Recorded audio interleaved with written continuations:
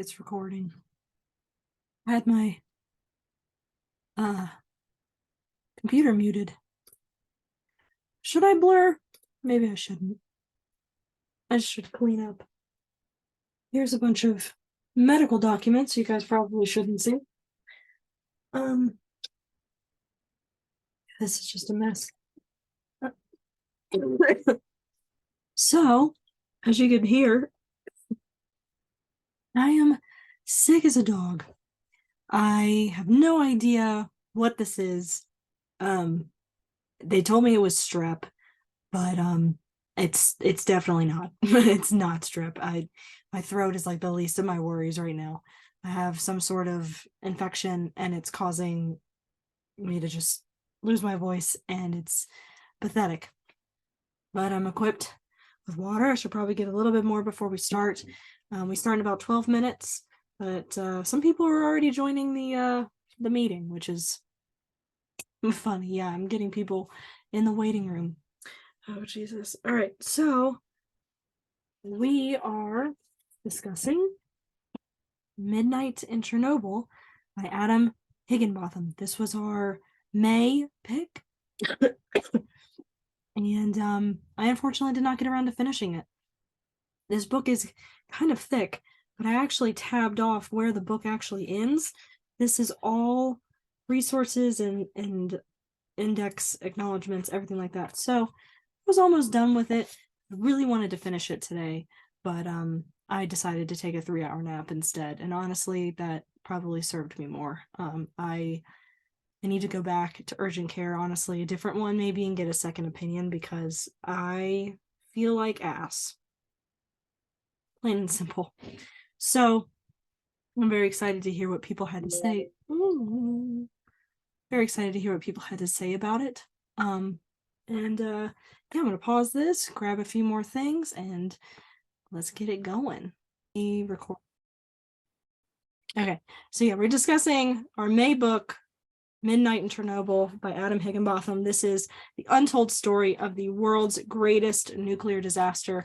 This was 1986 in the Soviet Union, which is now Ukraine.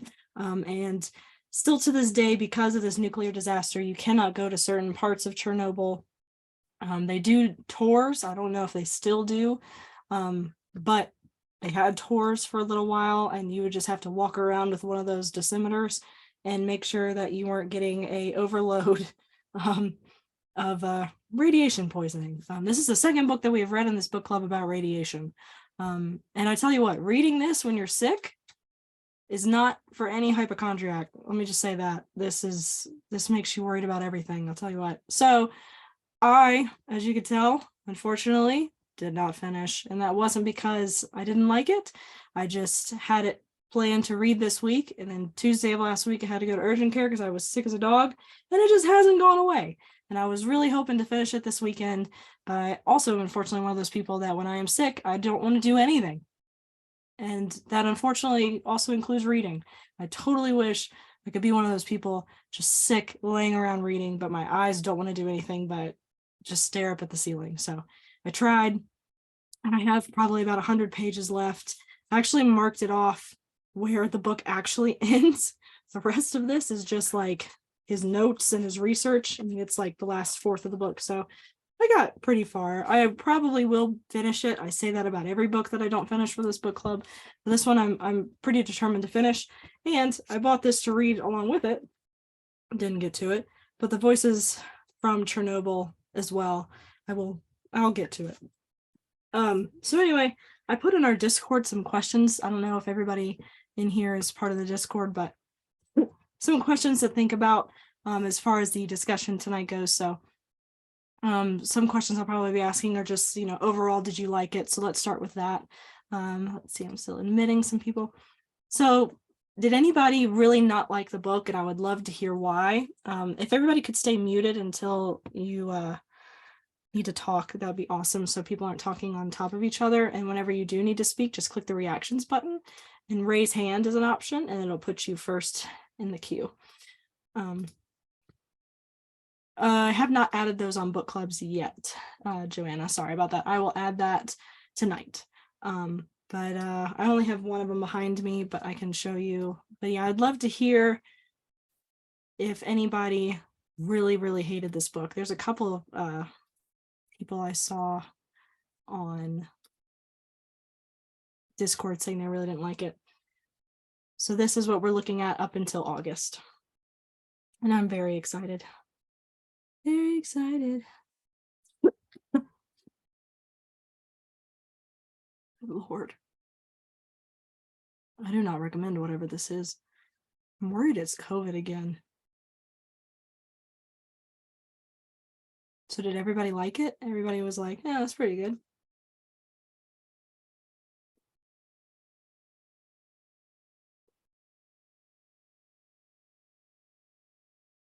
All right, cool. So I'd love to hear your opinions. Go ahead and raise those hands and tell me what you thought. Alex.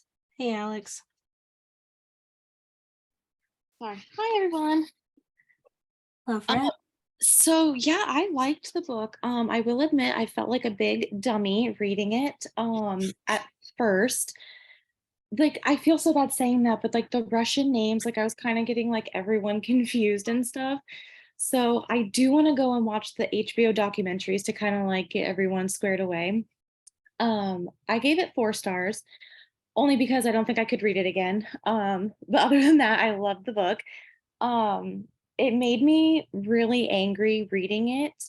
I almost felt like this happened in 1986. Like I almost felt like it happened like, way back early in the 1900s because 1900s. What am I saying? I sound like one of those Gen Z people on TikTok. Excuse me. Um, but yeah, like I felt like it was like way before its time.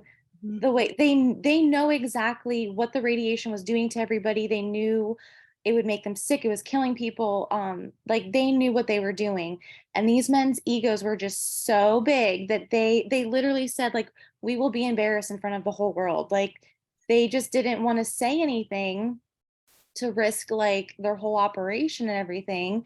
And then they're sending like men after men in there with regular clothes to clean it up. And like it just it was very hard to read, and knowing like that this did not happen very long before I was born. Like it was kind of mind-blowing and infuriating. And then it made me think of the Radium Girls, obviously, like just like they knew, and they just were like letting these people do this because money and power and all this stuff. So yeah, I mean, I really enjoyed the book. It was very like infuriating, like I said, to read. I feel like that happens a lot with the book club. People will start off like the book was really good, but man, was I pissed reading it. That happens very frequently. I will say too, on your to your point about the HBO, I was going to mention the HBO show. I would love to hear too in your review or whatever if you guys had seen it, because I had, and I thought the show was very accurate. But as I was reading this book, I was like, I don't think this show is very accurate. And there's stuff that like Craig Mazin has admitted to like fictionalizing and dramatizing, what's the right word for that? But yeah, so I realized there was a lot I still needed to learn, and there was more people I needed to focus on. But yeah, the beginning where it kind of tells you all the major players still didn't really help me. And also didn't really help that the guy who was reading the audiobook, I felt was like this white dude who didn't really know how to pronounce the names either. And that's not to be mean, but I was just like, I need like a Russian broad to like read me this. Like this, I still feel like I'm not getting like the full picture. So anyway, I think 4 stars is pretty he pronounced it 3 different ways. I think 4 stars is pretty valid. I think it's actually pretty high on Goodreads from what I remember. But thanks, Alex. Good to see you. Joanna, good to see you as well. I love the purple in your hair.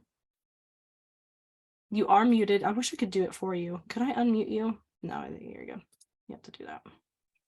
It goes with the gray. I love it. The whole time in the beginning, leading up to the explosion, I was really, really tense because somebody would do something and I'd think, don't do that, don't do that, do this, do such and such. And oh, total change of subject. The only way I keep everyone straight is I use my Kindle, and it makes it really easy to look up who people are. Right. So Good. I love that. I would be totally lost if I was listening to the audiobook. But I thought the book was really, really excellent. And it really showed how screwed up a society is when you're surrounded by yes men, where nobody wants to tell you bad news, and where the quotas are unrealistic. So people wind up having to cut costs and inflate how well they've done because there's no way they can do the impossible. Mhm. And I just found it really, really infuriating. And what a stupid fucking waste. Yeah. Yeah. And this And happened. the way they blamed the people instead of admitting what they'd really done. Oh, yeah. Yeah. And that's to Alex's point as well, where this was an accident that happened in a country where accidents didn't happen. It didn't happen. They had accidents before and nobody knew about it. They were Yeah, lying to you. The propaganda was it was astounding how many accidents there had been before. So. Yeah, it was rough too, hearing before the accident, like you were saying too, how unqualified a lot of these people were to be dealing with nuclear reactors. Yeah. Like, I feel like we should know. I feel like we should have a group of people who know what they're doing before, But at that time, everybody was building something, and then 3 Mile Island happened here in the U.S. And then at that point, I think it was said in the book too, the United States at that point was the only country that had a nuclear accident. And even then, like, it was just like nuclear is this big thing, this big, cool, fun thing. Like, hey, this is energy. Not realizing this, if something goes wrong, which also blew my mind that they had no comprehension of things that could go wrong. It's like, that's impossible. Nothing happens to nuclear. You still need some sort of like idea if things were to go off the walls, and they had no backup plan. They had nothing. It's wild. Yeah. It blows my mind. Christina. Sorry, y'all. I raised my hand earlier than I normally do. I'm like, wait, that's me. Yeah, I have to say, like, I loved the book, but if you're mad at this book, don't get more books from the bibliography and read them, because then you get even more mad at even more people. Yeah. Because reading this book, I had all of those same thoughts of like, oh my God, those damn Soviets. And then I read Kate Brown's Manual for Survival, and I'm like, motherfucker, yeah. Was it good? They're all horrible. Nobody can be trusted. Nobody. Because it's the way that Chernobyl is always portrayed in this book, in the show. It's that it was a function of how the Soviet Union works, is why everything was secretive and why they didn't acknowledge that it happened and why they lied about it.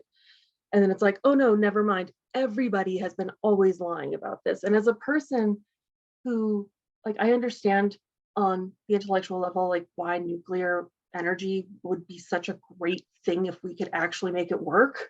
Right.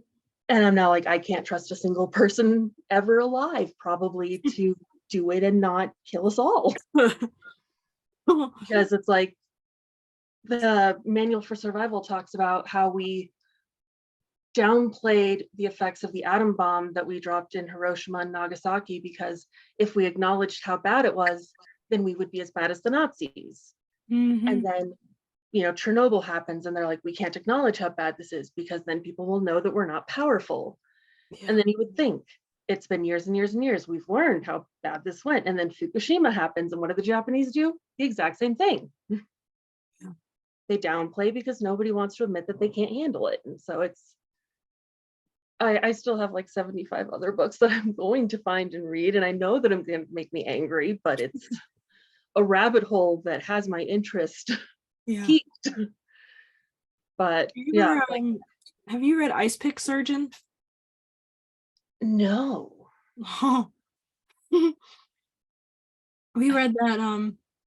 We read that. It's kind of on the topic like you're talking about, but we read that. It was like our third or fourth book that we read for the book club, December like 2021. Oh, is that the Facemaker? It's no, it's somewhere behind me. I rearranged my shelf and I couldn't tell you where it is at the moment. But it's about times in history where scientists did pretty awful things, but it's how we discovered a lot of Oh stuff. yeah. Oh yeah, that was me the entire time I was getting my degrees in psychology. I was like, Yeah. damn, if we didn't learn everything we needed to learn, but holy crap, were these people horrible, horrible people. It's like we wouldn't have the knowledge that we have now. I mean, we probably would have eventually discovered it at some point, but we wouldn't have, for example, the knowledge we have now on like hypothermia if it Yeah. weren't for the Nazis. Yeah. Stuff like that. And you're like, Yeah. oh, Well, that's part of why the US knew about the effects of long-term radiation on a population is because when we were doing our bomb testing, we accidentally nuclear fallout, like sent a bunch of nuclear fallout to an island, and then we were like, let's just not tell them what we did, and let's just study them and compare them to other people.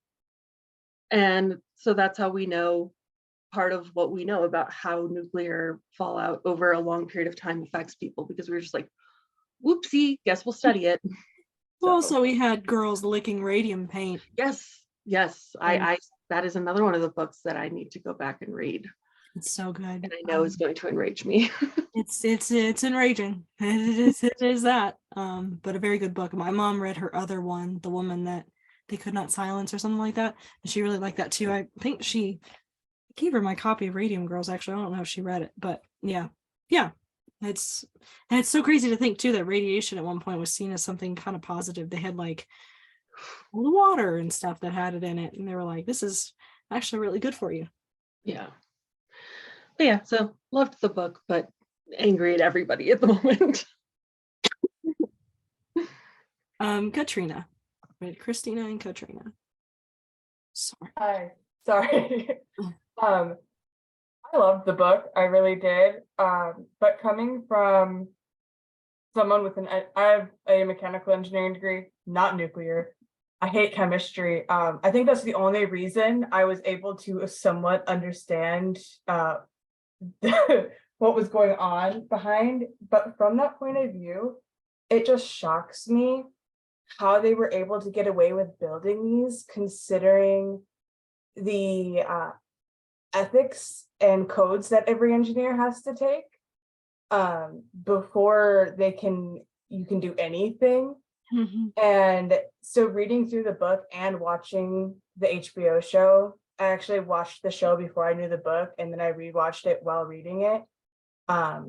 That's probably the only way I think anyone would be able to fully grasp what was going on, is to do them side by side. Yeah. Names, no idea. I couldn't tell you. They went right over my head. But overall, I think the book was really well organized in describing what happened. So I just think the author kind of misses the mark when thinking about the audience that might be reading it, not fully knowing the science behind it. Makes sense. Yeah. That's really all I wanted to say. Thank you. Yeah. I don't have much info other than that. No, I think this is a great example too of everything that I wanted one of our previous books to be like, The Great Mortality. Like the timeline in this and the way he told this story was brilliant. I thought it worked so well.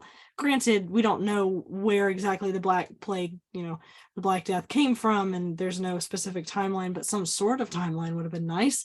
But this one, he has it down to like the minute. And I was like, yes. Oh yeah, I DNF'd that. The Great Mortality. I did not finish that. I could not. I got like maybe halfway through and I couldn't do it anymore. It had taken me a whole month of trying to read it. Couldn't do it. This one, way better. Yeah, that one I wanted to love. I think I hate finished The Great Mortality because I wanted to love it so much. But the whole time I'm reading it, I'm just like, man, I really don't like this. Oh man. I'm so glad to hear that perspective too. Obviously not a nuclear engineer, but like that's awesome. I love hearing that. Kelsey. Hi. Hi. Gonna say, did enjoy it deeply. Was dense at points, but we're talking about nuclear fission, so I just let that go. As a great consumer of Chernobyl content, I just acknowledge I am never going to fully understand hard science, and that's fine with me. Right. Same. To proffer another emotion aside from anger, which there was a lot of anger that I don't think I grasped as well, because I've consumed a lot of just like rote Chernobyl, like it blew up and this is what happened and this is why. But I think one of my notes, my biggest like frustration and heartbreak and anger is because it was governmental, like from the top down problem, like yes men and all of those things. But that these men would get together and form these committees and be like, what are we going to do about this? And sit up on their high horses and like not acknowledge it and not tell anyone anything. And these, pardon my French, fucking engineers and fucking firemen are dying of radiation poisoning, which has got to be the worst way to die. Yes. And just they're just like, we'll make a committee and we'll see what happens. And I was heartbroken and enraged. Yeah. So enraged, I was also just, because I don't think I ever kind of grasped a lot of the culture that was behind. Yeah. Like how and why it happened. And then all the culture afterwards as well. Every meeting, nothing would really happen. No, someone would say, we should probably do the ethical right thing. And then someone else would say, why are you being an alarmist? Like, it's fine. He's a panicker. Like, that's such a weird word. You're just panicking. You're just panicking. Okay. I mean, just blew up a nuclear reactor, but you know. One thing that I thought was interesting, which I guess is accurate, but in the show, the HBO show, which they have said is pretty historically accurate, but a lot of it is, fictionalized or whatever. But one thing that the show kind of told us was they spent more time silencing people who were saying the reactor exploded, like there's nothing left of Unit 4. But the book made it seem like they knew that pretty earlier on. They knew that early on. They were like, oh shit, there's graphite on the ground. The only place that the graphite is located in this reactor is in the core. So if we see graphite, the core is just, blown to bits. Toast. So it seemed like on the show, the delay was figuring out exactly what happened and why there's graphite on the ground. But in reality, it was more so, what do we tell people? Like, do we admit to our wrongdoings? Do we tell them the truth? There's 51,000 people living in Pripyat. Like, do we just, what do we do?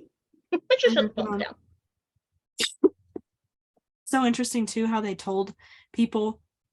And I think somebody put it in the Discord, so thank you for sending us that. But they sent us the announcement, and it's super eerie where they're saying, like, attention. But it's so interesting too that some people just weren't home at that time, and they like came back to their home and everyone's gone, and like they're just walking around with their suitcase like, I just got back from wherever, Japan, I don't know, just a place, and everybody's evacuated. And it makes me think too, and I'm sorry, I'm going off on a tangent, but it makes me think too, it's 51,000 people, and we just obviously saw COVID. And kind of a reaction to that was interesting in many forms. But could you imagine telling a town with 51,000 people that they had to just pack up and leave? And one thing that was interesting that Craig Mazin said in the podcast that goes on with the Chernobyl show is people did it. People were like, okay. But I feel like nowadays you would have a bunch of conspiratorial, like, people who are like, I'm not leaving. And also in the 3 Mile Island documentary too, you gotta also realize that there's people who couldn't. There's people who are bedridden. There's people who are in hospitals. There's people who are way too old to move. There's people who physically can't move. And it's like such a daunting task, but they were able to pull it off, which is super fascinating to me. I don't know. Anyway, tangent over. I always thought that was and then final one, my haha at the end was like, I also didn't realize that it basically was the catalyst that led to the end of the Soviet Union. And I was like, oh, good, screw you guys. Like, yeah. This was it. Sucks to suck, I guess. This did it. Yeah, this was, what is it? Yeah, that was all. Oh God, yeah. Cool. I'm Go gonna really low. say your name. Is it Annie?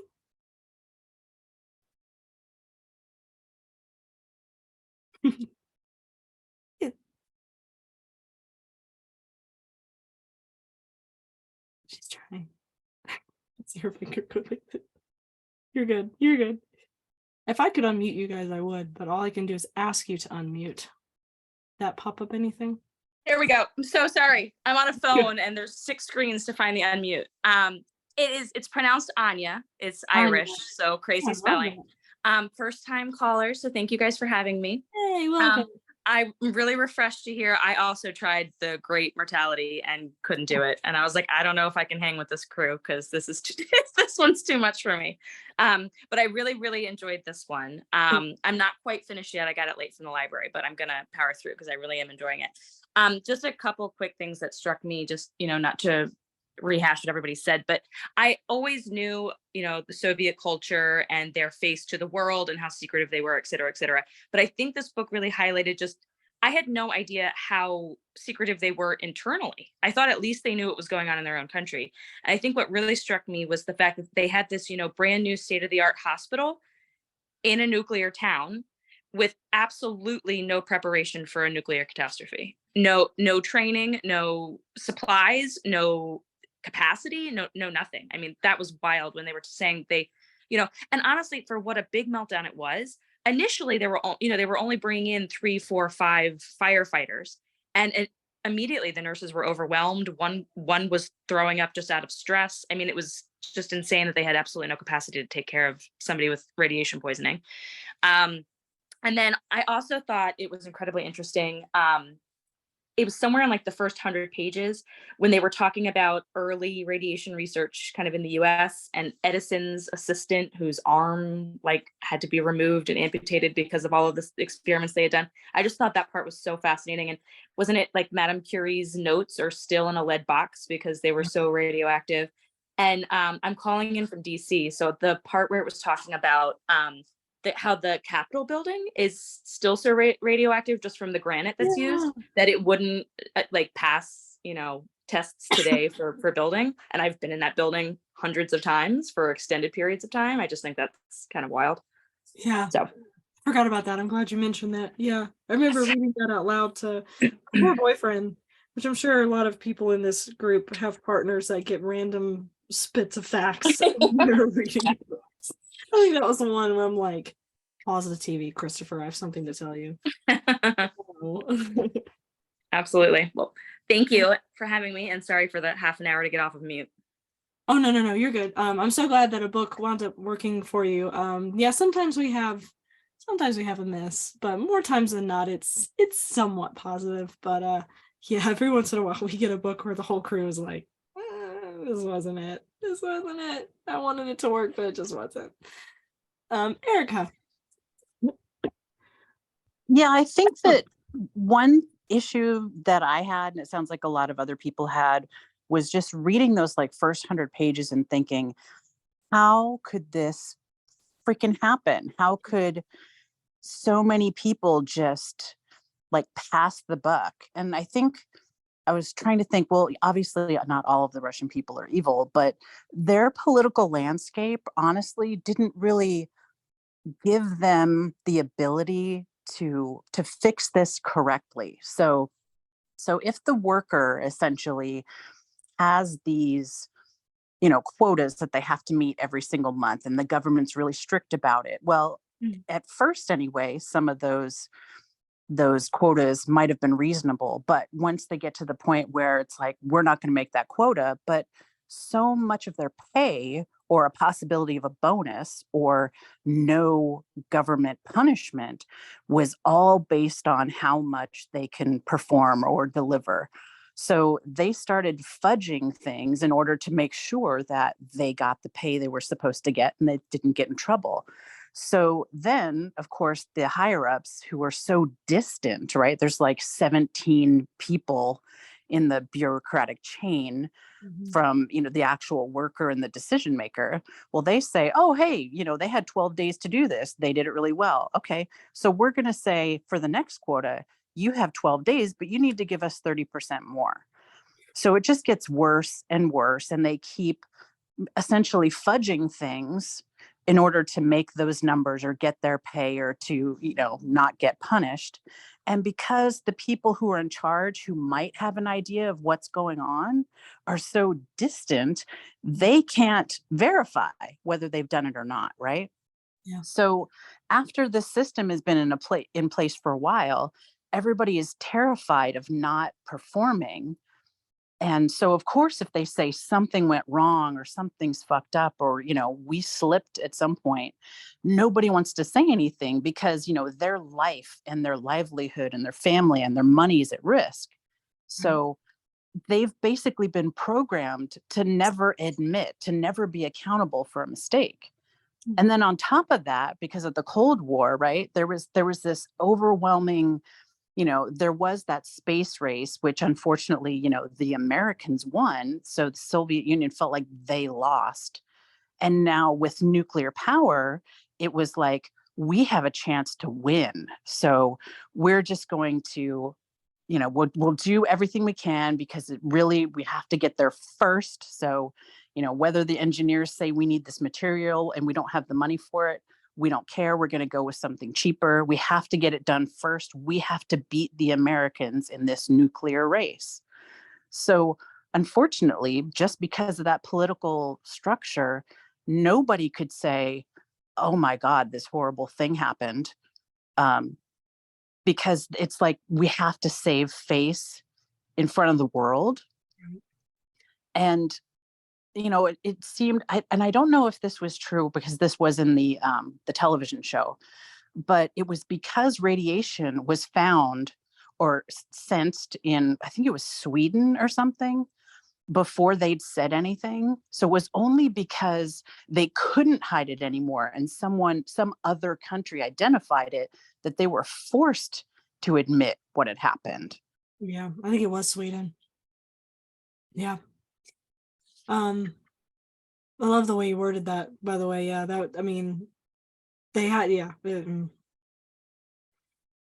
and cheap is a good word for it too. I mean, that's also in the show too, where they're like, we cut a lot of corners because we wanted to get it done. We had to get it done.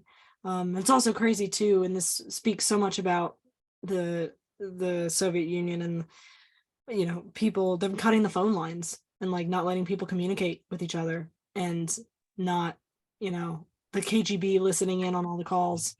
Like, that's so scary. That's so scary. And like, yeah, the other surrounding countries were getting levels of radiation, and they were still okay with hosting parades. Children, in fact, they wanted families to show up. Like, I expect you to be there with your kids. It's like, oh my God, you don't care about anybody but the state of the union or whatever, the country. Like, it's Well, and I think somebody had brought up too about how this nuclear power, there's a guy who's working the controls that night. It's what it was, his second month or third month in the job. So there's this general lack of experience. And that's like, well, this whole technology is so new. There aren't any veterans who know what's going on. There aren't any people with vast amounts of experience to say, oh yeah, here's the plan for when everything goes wrong. Yeah. Because by the time they built it, they probably didn't even have budget and didn't really care. Oh, what's all the upkeep stuff? What's the maintenance? What all we care about is we were first, we can build it, we need to win. And everything just sort of for support or troubleshooting was just, nobody cared. Yeah. It wasn't even considered. Well, too, whenever they're told, like, hey, there are buttons to push, the ASAD 5 button, there are buttons to push in case things go wrong, when they knew good and well on the back end that wasn't going to do much. I think it was reactor or unit 4. I think that's why they were scheduling the maintenance, is because they needed to fix stuff with that AZ 5 button. And that's why they were doing the maintenance. And then something went wrong and then they hit the button. And then like they found this research where there were people telling the higher ups that built the RBMK reactor, the RBMK 1000, this is going to fail epically if something were to actually go wrong. And they're like, well, the unit 4 is almost done anyway. Let's just, let's proceed. We're fine. We're not going to have any problems. There's no problems in this country. We don't have accidents. We're not the Americans. We're not, we don't have any of these problems. Wild. It would be interesting if this scenario happened in another country, how they would deal with it. I think it would have turned out very, very differently. Yeah. I'm trying to remember too how exactly we reacted to it in Pennsylvania. I mean, I tried to watch that 3 Mile Island doc. I started to, but I didn't finish it. But I don't really remember too much from it. How exactly we reacted, because I think it was very similar where they evacuated people, but at that point it had gotten so bad that they didn't really know exactly what to do. There was no next steps. There was no, because at that point in their manuals and all their protocols and stuff, it's not like, this is what to do in case of an emergency, because there are no emergencies. These things will run perfectly fine. Yeah. That's also a really good point too. How exactly if this were to happen to literally any other country, how would they react?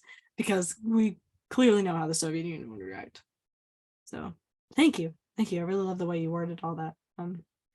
Tamara, correct me. It's Tamara. Or Oh, Tam well. is fine. I'm Glitch Oh, no. Cool. If you're active on the Discord, that's me. Everybody's kind of already echoed like my thoughts on everything. I was nervous going into this book because I am not used to reading nonfiction. So I was kind of like, I was going in thinking that it was going to be dry, and it wasn't as bad as I thought, but I definitely glazed over some of the science jargon, and it did kind of get a little bit dry in some parts, and it was kind of hard to get through, but overall I did really like it. I'm not used to reading nonfiction, but I absolutely flew through all the living and the dead, so it's just gonna kind of depend on my interests, I guess. So but I was angry. I was heartbroken for the people of Pripyat. I'm gonna say things wrong, because like I was just thinking like, and I know you guys were just talking about like how would other countries react, like given the pandemic. Like I feel like the United States would probably react somewhat similar to, maybe not as bad as the Soviet Union, but I could definitely see it going that way. Like, oh, let's not tell people, let's not freak people out. But I couldn't imagine like leaving home for what I think they were told like 3 days or something that they'd be gone. And then just like never being able to go back I couldn't imagine that. That's crazy. Yeah, and I think too, it's important to note, COVID aside, we got to think about, it's the 80s. We don't have social media. We don't have, the technology we do now. We probably wouldn't even have heard about the train wreck in, what was it, East Palestine, Ohio, which they were calling a mini Chernobyl at the time because of how bad that was. We probably wouldn't have ever even heard about it. But yeah, even at the time, even when Chernobyl happened, I think it was I'm probably wrong about this. I think I have it tabbed somewhere, but how many days was it until finally the Soviet Union was talking about it on their news channels? And they just said there's been an accident. Some firefighters are at the hospital. It was a while. Yeah. I don't know. I don't know exactly. Yeah. But it was days later, probably over a week. And they just were like, yeah, there was an accident. Some firefighters are in the hospital. I think one person had died. That's it. Here's how great our country. I mean, it was like, I think they said too, it was like 6th in line. But yeah, nowadays, when it comes to stuff where people have social media and, all this other stuff, there's no way somebody doesn't have eyes on. So, I mean, that too was a huge explosion. There's people going to be taking pictures with their smartphones. There's people going to be exploring to see what happened. It's such a different time. But to think, I mean, how easy they were to conceal this until they literally couldn't in the late 80s. And it's so fascinating. It also is just infuriating and heartbreaking that they had to finally say something, because I thought the part in the book too was really interesting where I don't remember where they were, but it was a guy who was in another country at work, probably Sweden, and his radiation, he was like walking through what sounded like a metal detector type of situation, but it was like detecting radiation, and he was going off. Like he was like looking around and he kept like going back through it. And finally the 3rd time it didn't go off. And he was like, okay, that's probably a weird situation. And then his coworkers all of a sudden were beep, beep, beep, beep, beep, like they started going off too. and he took like a paper bag or something and grabbed somebody's shoe and said that there was so much radiation on this guy's shoe alone. I think that's a bug. Okay. That sounded like a weird alarm, but it was like a bug. But the shoe had so much radiation on it itself. He was like, okay, the wind's blowing this way. Something's coming from over there. It's not us, but something's coming from over there to where we're getting almost lethal doses of radiation. Angela. Hi. So everybody already said kind of a lot of what I was going to say, but so yes, I agree. It was horrific. And I think that the author did a really good job of, even though there were so many people to introduce us to, so many perspectives that we heard, he did such a good job of letting us get to know them so that we could feel that empathy for them. I was really impressed with how these, just some of them were even little tiny snapshots, but I still was like, yeah. Oh God, you know, I this is gonna probably sound terrible, but I work in education, and honestly, the way that they reacted in general to this reminded me a lot of my profession. It's kind of like, everything's fine.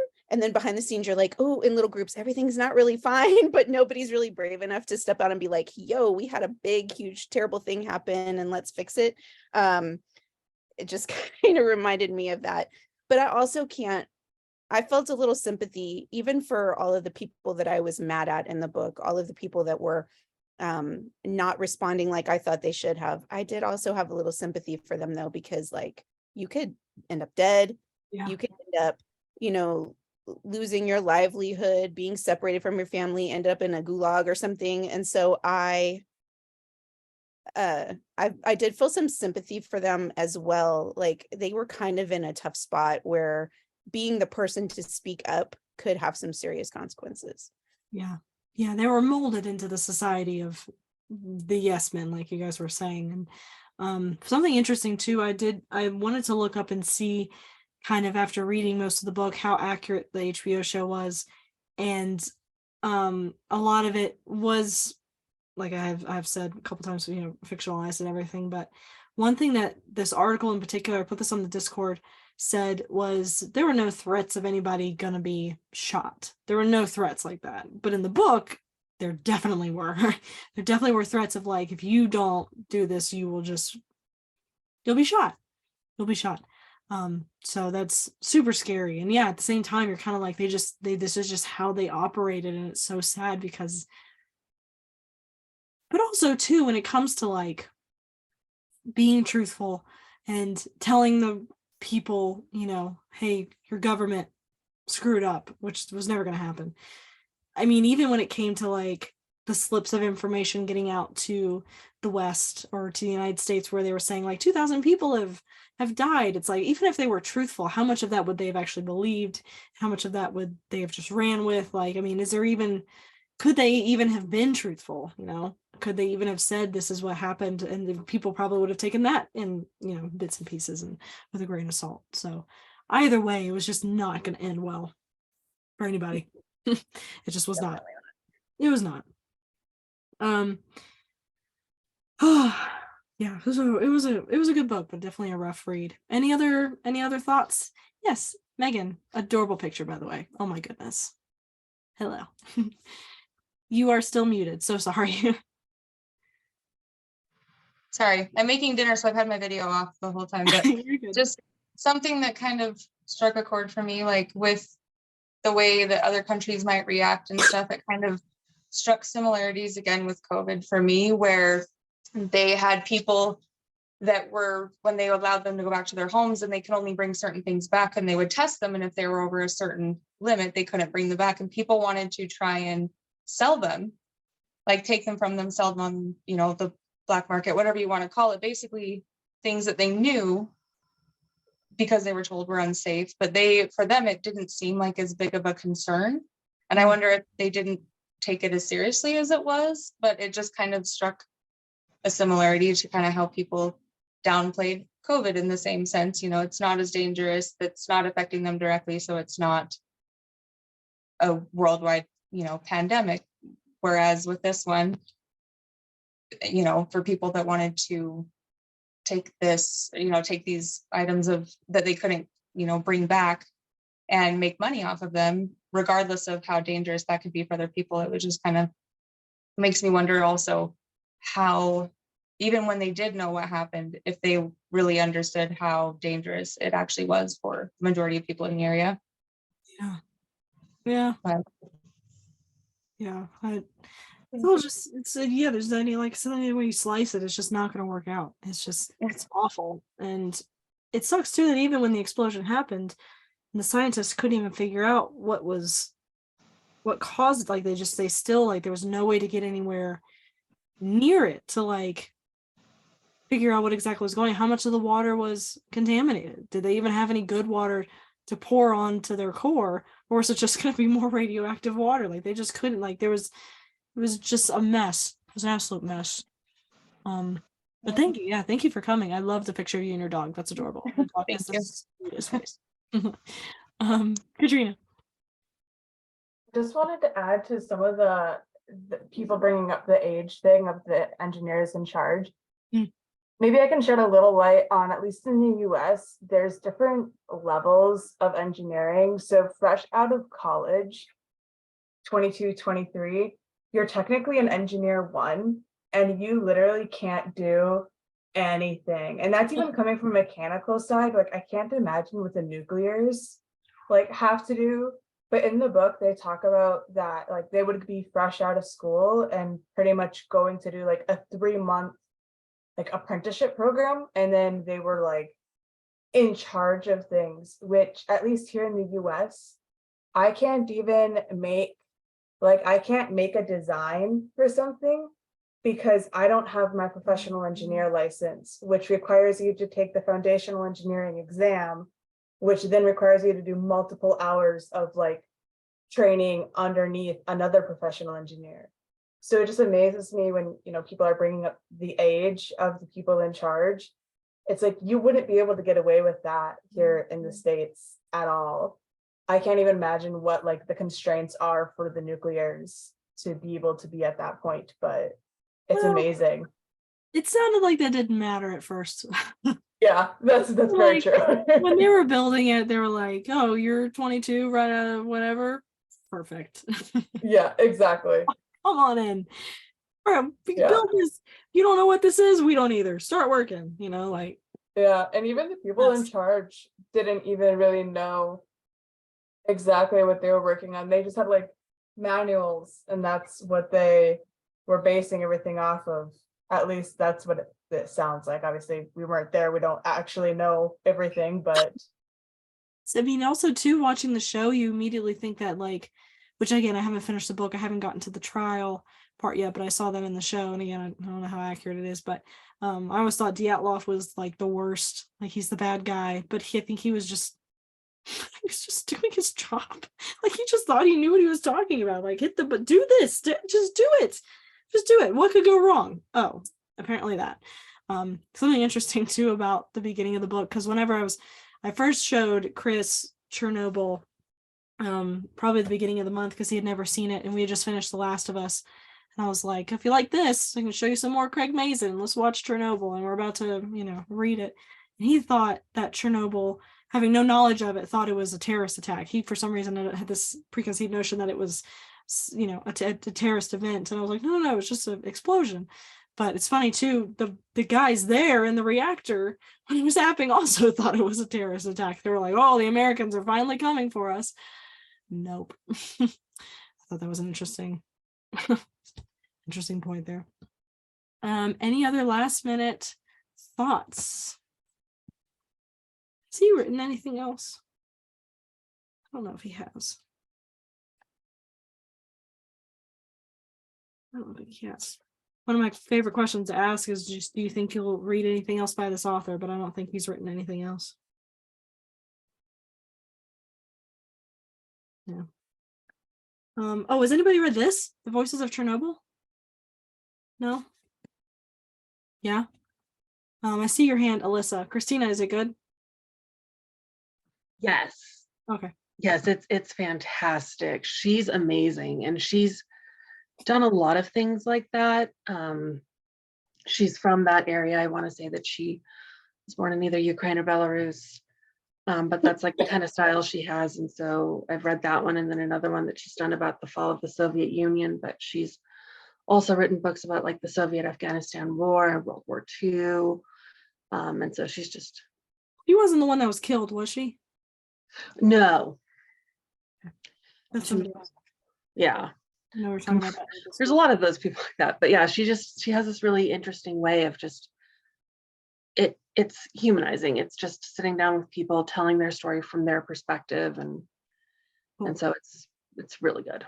Oh, I'll read it. I mean, obviously, I want to read it, but I wanted to read it this month. But cool, good to know. Good to know. Yeah. I have like 30 other books that I'm going to be reading that I got out of these. Please put them in the Discord. I want to see everything else that you're compiling. I would love to read stuff like that too. Alyssa. Hey. I was going to say that even though it was a little tough to get through the first bit of all the background information, I felt like the book wouldn't have been as effective without it, because you like to be like a random woman from Texas, like I have no schema about what it's like to live in the Soviet Union in the 80s. So getting all of that information at the beginning really did set up what happened after, and I think it was so effective that way. Yeah, that's all. Yeah, I feel like I'm being super hard on the book just because it is kind of dry and, lengthy, but I think it was the most effective way to tell the story.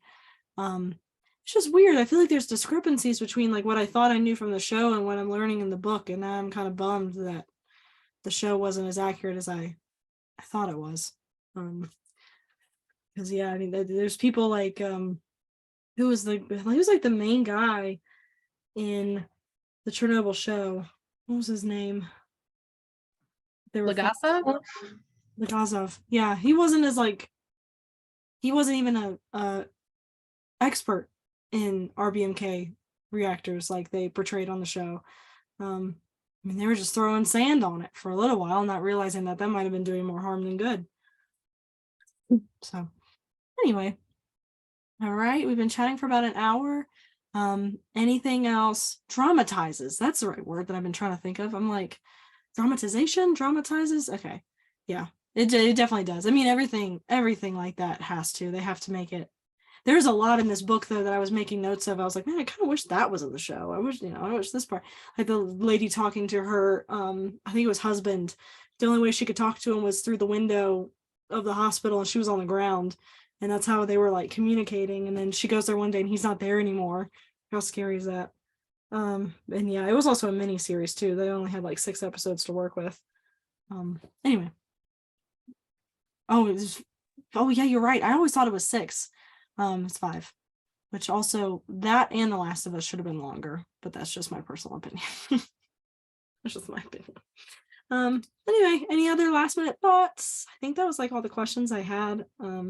We've had so many people join the book club while we are in this live. I'm kind of curious to see if we hit.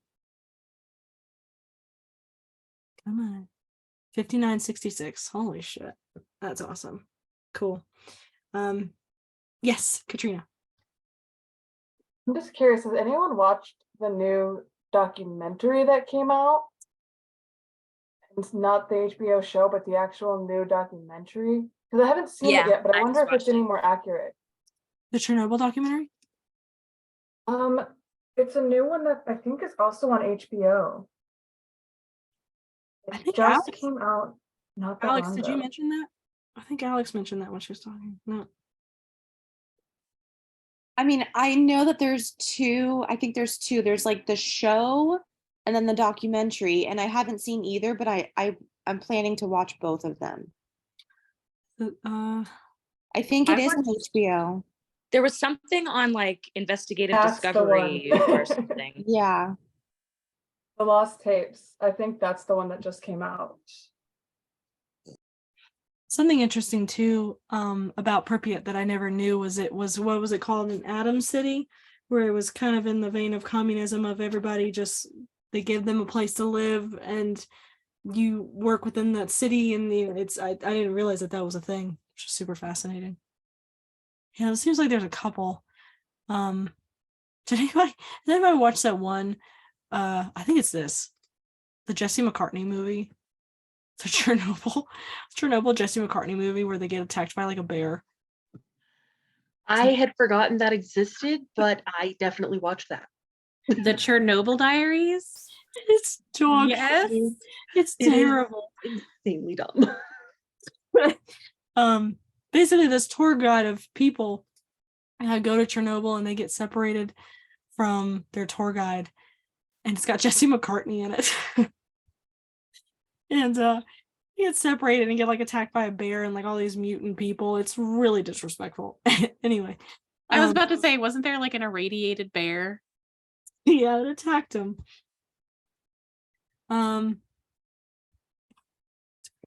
Something really fascinating too was there was a character that we were following that said he could see smoke. I think it was he saw something on the horizon, possibly smoke on the horizon past the new Ferris wheel that they just put in. And the Ferris wheel is such an iconic photo you see of Chernobyl, which I thought was really, really creepy. And yeah, I think it was Joanna put in the chat too, where they had it was like almost a whole entire freaking episode in the Chernobyl HBO show of them just killing animals. And I didn't get to that part in the book, but they had to just go around and shoot everybody's pets because their fur was just covered in radioactive material. What the hell is that? Oh, it's Jesus. I'm sorry. I thought it was just like an artistic. I'm sorry. Okay. Yeah. Crazy. Anyway, so I gotta watch that documentary too. I want to say I had seen the Lost Tapes, but maybe I hadn't. Anyway, so cool. And the 3 Mile Island is only 3 parts on Netflix. That was pretty interesting too. I feel like I need to already rewatch it. So cool. We can unless there's any other last minute thoughts. Everybody good? Pretty much the overall thumbs up of the book. Nobody gave it a whole thumbs down, which is nice. Even if you did, that's totally fine. I love putting people on the spot and starting off with, okay, who hated it? There've been a couple of meetings where people are like, this was terrible. Okay, next month, very excited, actually this month, it's already June 4th. We are going into the paranormal. We're reading Life with the Afterlife by Amy Bruni. There are people who have already finished this because it is fairly small and the font is huge. I mean, it's absolutely huge, which is good. I am trying not to procrastinate. I want to get through it. I have the audiobook checked out from the library, so I want to read it, but I don't want to forget stuff. So I might wait until closer to the end of the month because there's been some other stuff that has come out recently that I've been obsessed with, like Hey Hun, which is about MLMs. Oh my God. Okay, we'll get to that in a second. Anyway, and somebody else put in the chat to our next couple of books that we have coming up all the way up until August. I can, of course, share my screen again for that. Where are you? There it is. So yeah, July is about a murder ring of women, which I'm very fascinated by. I'm very curious to get into that. I saw that I bought it at my local bookstore because I saw it on the shelf and I had never seen it advertised. Prior to that, I didn't know it existed and I had to buy it. And then of course, We Carry Their Bones has been out for a little while. And I've heard people in the book club talk about it and absolutely love it. So yeah, in July or August, we'll start looking at September and October. Can't believe we're already planning that far into the year. But yeah, thank you guys so much for hanging out. I can stay for just a little bit and rave about some books that I've been loving. So our kind of happy hour palette cleanser, we just talk about everything that's not morbid. Sometimes the conversation gets a little morbid because that's just our nature, but TV shows, movies, books we're reading and loving. I'm going to go ahead and stop the recording.